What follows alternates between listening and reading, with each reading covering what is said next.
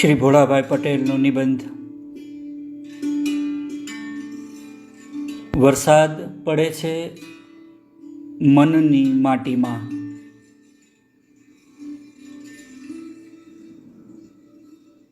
સાચે જ મોર બોલી રહ્યા છે. ગુજરાત યુનિવર્સિટીના વિજ્ઞાન ભવનની આસપાસ ગાઢી વૃક્ષરાજી સાથે બાવળ, બોરડી અને કેર કંથેરની ઝાડીઓ છે. બોટનિકલ ગાર્ડન્સ અને એક વખતની યુનિવર્સિટીનો નર્સરીનો વિસ્તાર અડોઅડ છે.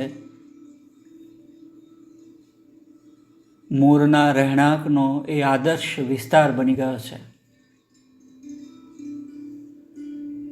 યુનિવર્સિટીના અતિથિ ગૃહના પ્રાંગણમાં અને બાજુના અધ્યાપક નિવાસોમાં મોર નિર્ભય થઈને ચણવા આવે છે અને મફત ન ચણાય એમ માનતા હોવાથી કદાચ કળા પણ બતાવતા જાય છે.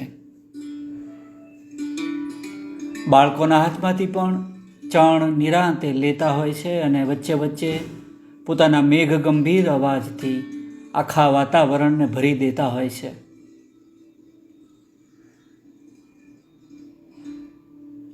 ગુજરાત યુનિવર્સિટીની મુદ્રામાં કળા કરતો મોર અંકિત છે, એટલે રાષ્ટ્રીય પંખી તરીકે મોરનું ગૌરવ જે હોય તે એ ગુજરાત યુનિવર્સિટીનું પણ આરાધ્ય પંખી છે.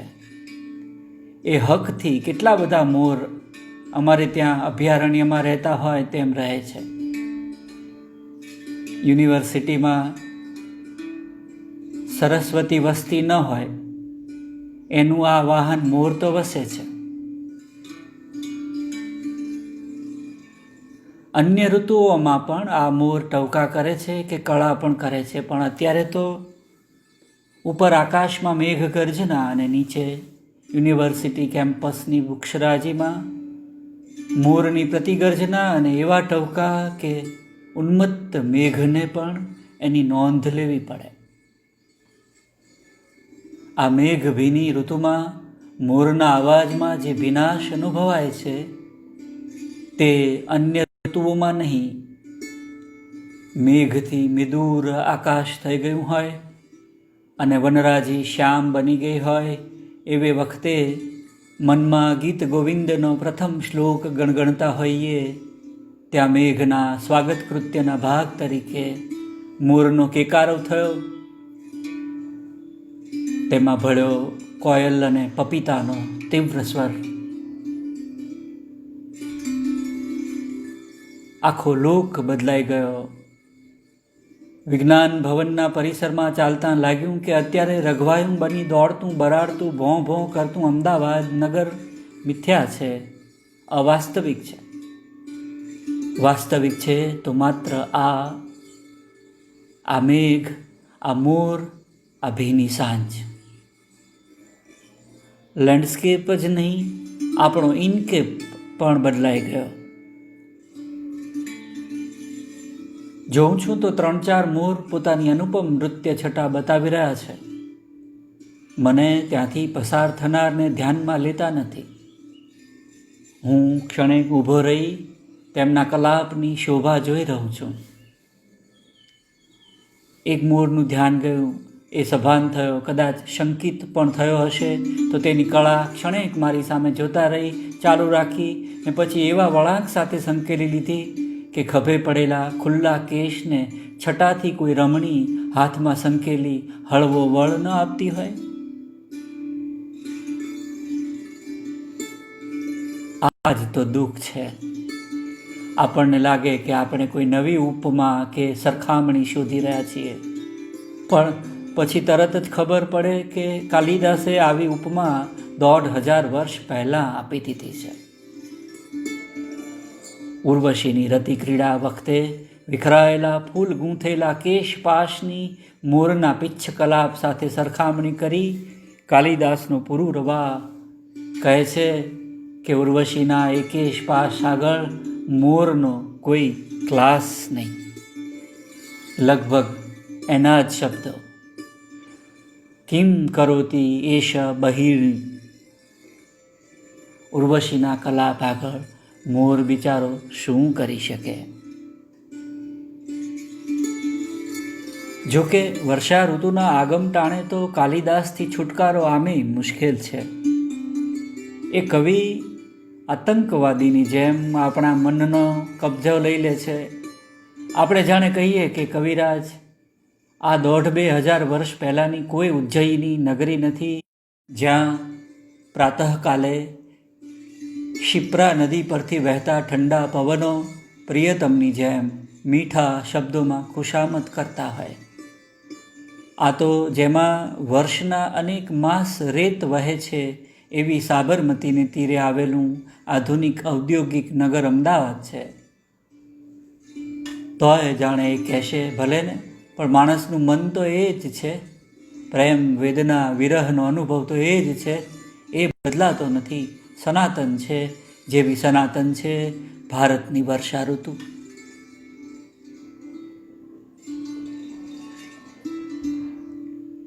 વિદેશીઓ તો કહે છે કે ભારતમાં 2 જ ઋતુઓ છે, સમર એન્ડ હાઈ સમર, એટલે કે ઉનાળો અને અધિક ઉનાળો. એ લોકોને શી ખબર પડે કે આ દેશ માટે વર્ષા ઋતુ, ચોમાસું એ શી વસ છે. જેમ હિમાલય ભારતની ઓળખાણ છે, જેમ ગંગા ભારતની ઓળખાણ છે, એમ ચોમાસું ભારતની ઓળખાણ છે. ભારતીય સંસ્કૃતિની, સાહિત્યની, ચેતનાની ઓળખાણ છે. વરસાદ તો આખી દુનિયામાં પડે છે, પણ ભારતમાં વરસાદની ઋતુનો જેવો મહિમા છે તેવો ભાગ્યે જ દુનિયાના બીજા ભૂભાગમાં હશે. ભારત કૃષિ પ્રધાન દેશ છે એ તો એક કારણ છે જ, અને કદાચ એ કારણે આપણા લોકજીવનમાં, ધર્મ જીવનમાં, સાંસ્કૃતિક જીવનમાં વર્ષા કેન્દ્રમાં છે. ચોમાસું ભારતીય ચિત્તને અનન્ય રીતે સ્પર્શે છે. એટલે જે કવિઓને આપણે હજારો વર્ષથી હૃદયમાં સ્થાન આપ્યું છે, તે આદિકવિ વાલ્મીકી કે કવિ કાલિદાસ વર્ષા પ્રેમી કવિઓ છે. વરસાદ પડવો તે કોઈ ભૌગોલિક ઘટના માત્ર નથી. સમુદ્રના જળની સૂર્યના તાપે વરાળ થઈ તેના વાદળા બની તે ઠંડા પડતા વળી પાણી રૂપે ધરતી પર વરસે છે તે ખરું, પણ કવિ અમીય ચક્રવર્તી કહે છે કે વૃષ્ટિ પડે મનેર માટી તે. વરસાદ ધરતી પર જ નહીં, મનની માટીમાં વરસે છે.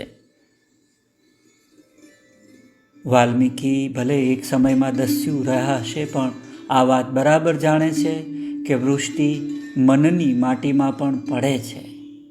કાલિદાસ એ જાણે છે કે વૃષ્ટિ મનની માટીમાં પણ પડે છે. રવિન્દ્રનાથ પણ એ વાત જાણે છે. ભારતીય કવિઓ જાણે છે. આ કવિઓને વરસાદ પડવો તે કોઈ ભૌગોલિક ઘટના નથી. એટલે વાલ્મીકીએ વર્ષાનું સીધું સાદું વર્ણન માત્ર નથી કર્યું. એમણે સીતાના વિરહથી સંતપ્ત રામને મુખે વર્ષાનું વર્ણન કરાવ્યું. આકાશમાં મેઘ, એમાં ચમકતી વીજળી, એટલે રાવણની ગોદમાં છટપટાતી બિચારી સીતા. સ્ફુરંતી રાવણસ્ય અંકે વૈદેહીવ તપસ્વિની. વિરહી રામને એવું લાગ્યું. તુલસીદાસ જેવા સંયમી કવિએ પણ મર્યાદા પુરુષોત્તમ રામ પાસે કહેવડાવ્યું કે આકાશમાં ઘોર મેઘ ગર્જનાઓ થાય છે અને પ્રિયા વિનાનો હું વ્યાકુળ બની જાઉં છું. ઘન ઘમંડ ઘન ગરજત ઘોરા, પિયાહીન ડરપત મન મોરા. વાલ્મીકીના રામ તો માણસ છે. માલ્યવાન પર્વત પર ચોમાસું ઉતરતું જોઈ સીતાના વિરહથી વ્યગ્ર બની ગયા. વર્ષા આમે મનને વ્યાકુળ કરે છે, કારણ વિના વ્યાકુળ કરે છે. એવું ભલે કહીએ, પણ વ્યાકુળતાનું કારણ છે વિરહ કદાચ આ જન્મનો નહીં તો જન્માંતરનો પ્રેમ ખબર ન પડે તેમ ચિત્તને બેચેન કરે છે. ભલે ને ઈષ્ટજન બાજુમાં જ હોય.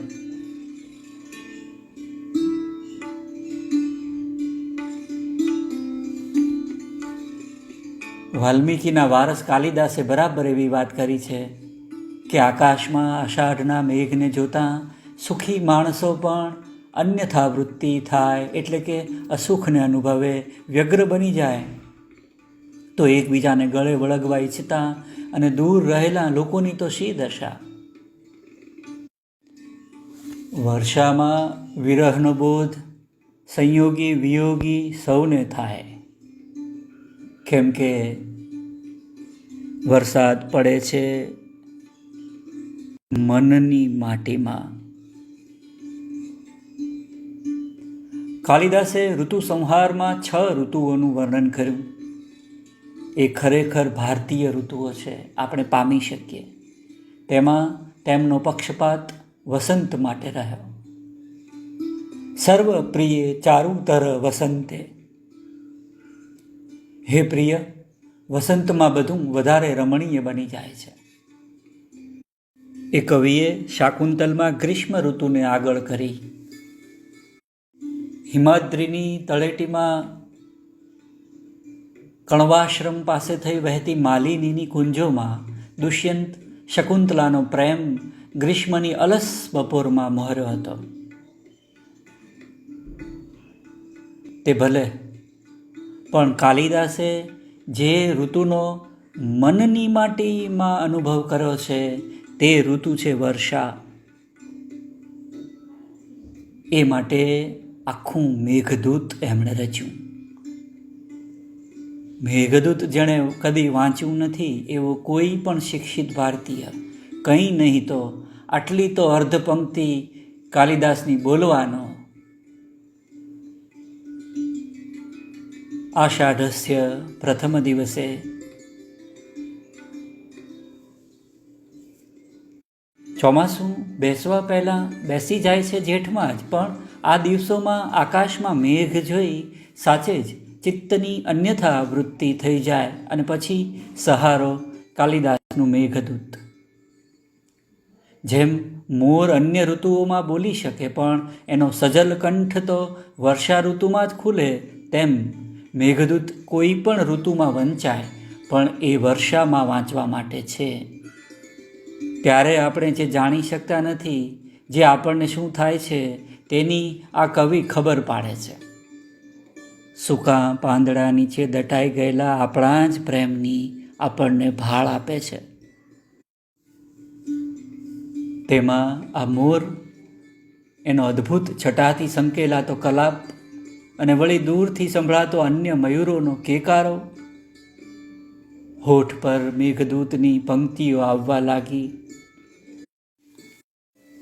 કશ્ચિત કાંતા વિરહ ગુરુણા સ્વાધિકારાત પ્રમત્ત. કોઈ એક શાપિત વિરહી યક્ષે રામગીરી પર્વત પર આવી નિવાસ કર્યો. કોઈ પૂછે કે કવિ કાલિદાસના મેઘદૂતમાં એવી તો શી વાત આવે છે કે એનો આષાઢે અષાઢે આટલો બધો મહિમા કરો છો, અમને એ વાત કરો.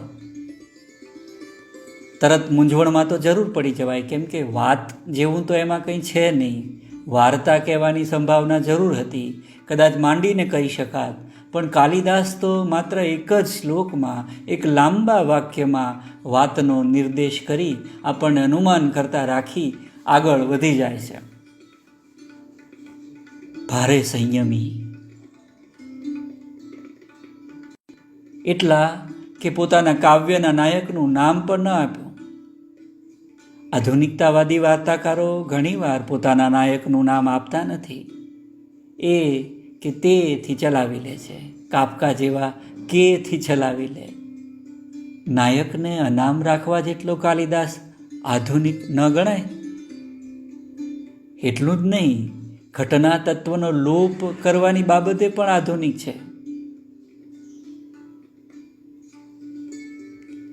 મેઘદૂતના પહેલા શ્લોકમાંથી કથા તત્વ ધરાવતું જે મુખ્ય વાક્ય બને છે તે છે, કોઈ એક યક્ષે રામગીરીના આશ્રમોમાં નિવાસ કર્યો. કોઈ એક યક્ષ. કશ્ચિત યક્ષ, તે કોણ હતો? યક્ષ છે એટલે માનવ યોનિનો તો જીવ નથી, પણ એ શાપિત યક્ષ છે. શાપ કોણે આપ્યો? કોઈ ઋષિમુનિએ નહીં, પણ જેને ત્યાં એ ચાકરી કરતો હતો તે માલિકે. માલિકો તો સજા કરે, પણ આ માલિક શાપ આપે છે.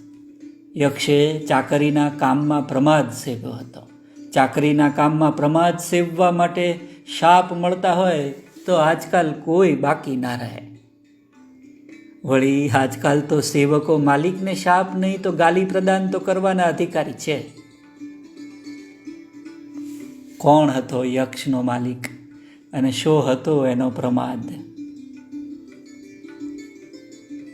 મેઘદૂતના આ પહેલા શ્લોકમાં માલિકના નામનો નિર્દેશ મળતો નથી, પણ પછી આગળ ઉપર કાવ્ય વાંચીએ એટલે ખબર પડે છે કે એ માલિક તો છે ધનનો સ્વામી કુબેર, જે હિમાલયમાં કૈલાસની ગોદમાં વસેલી અલકા નગરીનો અધિપતિ છે. આ અલકા નગરી આપણે માટે તો જાણે સ્વપ્ન નગરી. ત્યાં આંખમાં આંસુ આવે તો માત્ર આનંદના જ, ત્યાં તાપ છે તો માત્ર વિરહનો, જે પ્રિયજન આવી મળતા પાછો શમી જાય છે. ત્યાં કલહો છે પણ માત્ર પ્રેમ કલહો છે, અને અવસ્થા છે માત્ર યૌવનની. અલકા નગરીમાં કોઈ વૃદ્ધાવસ્થાને પામતું નથી. અલકા નગરીમાં કલ્પ વૃક્ષ છે, એટલે જે માગો તે મળે. ત્યાં વૈભવ અપરંપાર છે. હીરા માણેક મોતી તો કોઈ વિસાતમાં નથી. ત્યાંની કન્યાઓ સોનાની કે રેતમાં મણી સંતાડીને શોધવાની રમત રમે છે. એટલે પછી સોના ચાંદી હીરા મોતીના ઘરેણાં એ પહેરતી નથી. ઉબકાઈ ગઈ છે એવા ઘરેણાથી એટલે પહેરે છે ફૂલોના આભરણો. અલકા નગરીમાં બધી ઋતુના ફૂલો બધો વખત મળે, એટલે અલકા નગરીની રમણીઓ હાથમાં લીલા કમળ રાખે છે. પ્રિયજનને પ્રેમજન્ય રોષમાં પ્રહાર કરવામાં એનો ઉપયોગ થઈ શકે. અલકલટમાં કુંદ મોગરાની કળીઓ ગૂંથે છે. લુદ્ર વૃક્ષમાંથી સ્રવતી શ્વેત રજતી, એટલે કે આજની ભાષામાં પાવડરથી પોતાના મુખની શોભાને વધારે ઉજ્જવળ બનાવે છે.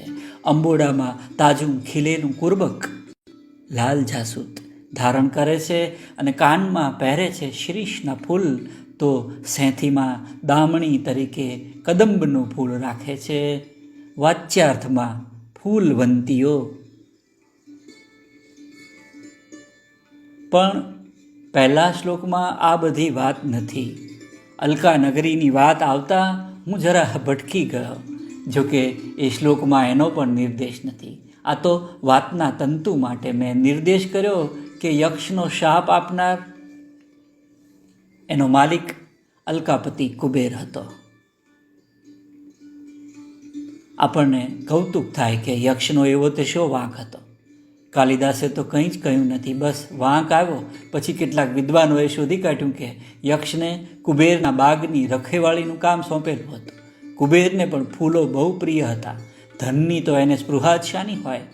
હવે એવું બન્યું હશે કે યક્ષ પોતાને ઘેર પ્રિયતમાની ગોદમાં હશે અને ત્યાં બાગમાં ઇન્દ્રનો હાથી ઐરાવત પેસી ગયો અને બાગને નુકસાન કર્યું. ફૂલ છોડ ઉખાડી નાખ્યા. કુબેર ગુસ્સે થયા. પત્ની પ્રેમને લીધે તે ફરજમાંથી બેદરકાર રહ્યો, એટલે એને પત્નીથી છૂટ્ટા પાડીને દૂર દક્ષિણમાં રામગીરી પર્વત પર દેશવટો આપ્યો. સજા તરીકે નહીં, શાપ તરીકે. આવા દેશવટાને દેવયોનીમાં જન્મેલો યક્ષ ગાંઠે નહીં, કેમ કે એ તો ગમે ત્યાંથી ગમે ત્યાં જઈ શકે. શાપથી યક્ષને પ્રાપ્ત દિવ્ય શક્તિઓ પણ હરી લીધી. કુબેરે યક્ષને મહિમા ભ્રષ્ટ કર્યો. આ પણ કુબેર થોડા દયાળુ હતા. આ શાપ તેમણે માત્ર એક જ વર્ષની મુદતનો આપ્યો હતો. 1 વર્ષ પછી પાછો યક્ષ અલકા નગરીમાં પુનઃ સ્થાપિત થઈ શકવાનો હતો. પણ એક આખું વર્ષ, વર્ષના 12 માસ, એક માસના 30 દિવસ, એક દિવસની કેટલી બધી ઘડીઓ, એક ઘડી પણ જેના વિના ચેન ના પડે એવી પ્રિયતમાથી આટલો બધો સમય દૂર રહેવાનું. પ્રિયતમા પ્રત્યે એટલી આસક્તિ હતી કે ફરજ માટે પણ બેદરકાર રહેતો, પરંતુ હવે નિરુપાય હતો. એટલે શાપ તો માત્ર 1 જ વર્ષનો હતો, પણ એને માટે તો આજીવન દેશવટા જેવું હતું. કેટલાક વિદ્વાનો કહે છે કે યક્ષને કુબેરે બગીચાની રખેવાળી નહીં, પણ રોજ સવારે પૂજા માટે તાજા કમળો લાવવાનું કામ સોંપ્યું હતું. રાતે મોડે સુધી ઉજાગરાને કારણે યક્ષને વહેલી સવારમાં પ્રિયતમાની સોડમાંથી ઉઠવાનું ગમતું નહીં. તે રાત્રે કમળ લાવી રાખતો અને પછી બીજે દિવસે આપી આવતો. યક્ષના આ વ્યવહારની ખબર કુબેરને પડી અને એના પર ગુસ્સે થયા અને શાપ આપ્યો. બંને પ્રસંગોમાં મુદ્દાની વાત એ છે કે યક્ષને પ્રિયતમાની સોબત છોડીને જવું ગમતું નહીં. એવા યક્ષને 1 વર્ષની મુદતનો શાપ પણ બહુ ભારે પડી ગયો. પણ શાપ એટલે શાપ. યક્ષને અલકાનગરીની સરહદો છોડી નીકળી જવું પડ્યું. તે ઠેઠ દક્ષિણમાં રામગીરી પર્વત, આજના નાગપુરની પાસેની રામટેક પહાડી, તે રામગીરી એવું પંડિતો માને છે. પર્વતનું નામ રામગીરી એટલે કે રામ આ પર્વત ઉપર આવ્યા હશે એટલું નહીં, રહ્યા પણ હશે. રામગીરી પર્વત ઉપર છાયાદાર મોટા વૃક્ષોવાળા આશ્રમો હતા અને હતા સ્વચ્છ પાણીના અનેક જળાશયો. કાલિદાસે જેમ પર્વત સાથે રામનો નિર્દેશ કર્યો, તેમાં આ જળાશયોના સંદર્ભમાં જાનકીનો. આ જળાશયના પાણી પવિત્ર છે. તો કેવી રીતે? જનક તનયાના સ્નાન કરવાથી. રામગીરી આશ્રમોના જળાશયોમાં જાનકી સ્નાન કરતી હશે અને એથી એ જળ પવિત્ર બનેલા છે. યક્ષ એવી પાવન ભૂમિ પર પોતાનો શાપ પૂરો કરવા વસી રહ્યો છે. અહીં બહુ તો રામ કે જાનકીનું સ્મરણ એનું સંગી હશે. કવિએ કહ્યું નથી કે યક્ષ રામગીરી પર્વત પર આવી શું કરતો હતો. તેમણે તો માત્ર એટલું કહ્યું કે એ પર્વત પર પત્નીથી વિખૂટા પડેલા એ કામીએ જેમ તેમ કરીને કેટલાક 8 મહિના કાઢ્યા. દુબળો એટલો પડી ગયો કે કોણી પરથી કડું સરકી જવા લાગ્યું. ત્યાં તો આષાઢસ્ય પ્રથમ દિવસે પર્વતને ભેટી રહેલા હાથીના મદનિયા જેવા પ્રેક્ષણીય મેઘને એણે જોયો. બસ પછી થઈ રહ્યું.